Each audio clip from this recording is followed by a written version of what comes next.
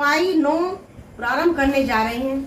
जैसा कि बताया गया, गुरु वशिष्ठ जी श्री रामचंद्र जी के महल में आते हैं और प्रभु श्री राम प्रेम से सने हुए वचन से उन्हें यथोचित प्रसन्न करते हैं और सुनी सने साने वचन मुनि रघुबरी पर संस राम कृष्ण तुम कहो असहंस बंस अवतंस। श्री रामचंद्र जी के प्रेम में सने हुए वचनों को सुनकर मुनि वशिष्ठ जी ने श्री रघुनाथ जी की प्रशंसा करते हुए कहा कि हे राम, भला आप ऐसा क्यों न कहें, आप सूर्य वंश के भूषण जो हैं, वर्णी राम गुण शील सुभाऊ, बोले प्रेम पुल की मनुराऊ, भूप सदैव अभिषेक समाजू, चाहत देन तुम ही जबु राजू।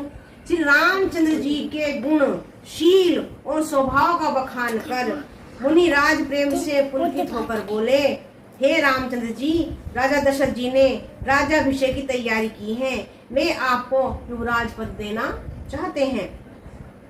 राम करूं सब संजम आजू, जो विधि कुशल निबाहु काजू, गुरु सिख देई राय पहिल गऊ, राम हृदय विष्णु बहु।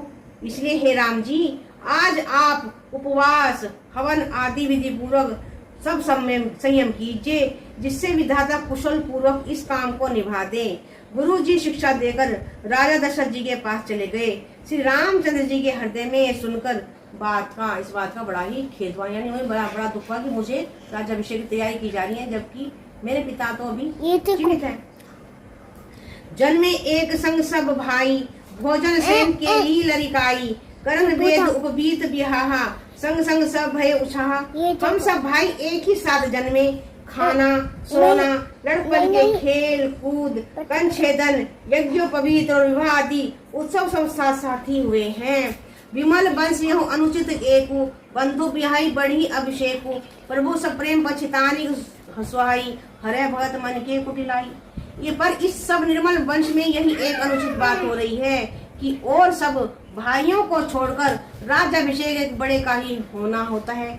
तुलसीदास जी कहते हैं कि प्रभु श्री रामचंद्र जी का यह सुंदर प्रेम पूर्ण पछतावा सुनकर भक्तों के मन की कुटिलता को हरण कर लेता है। बोल सियावर रामचंद्र की जय।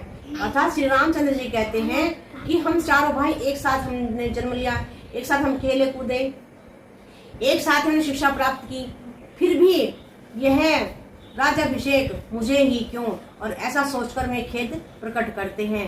बोल सियावर रामचंद्र की जय। चौपाई 9 को हम यहाँ पर विश्राम देते हैं। मंगले भवनी अमंगलिहारी द्रवहु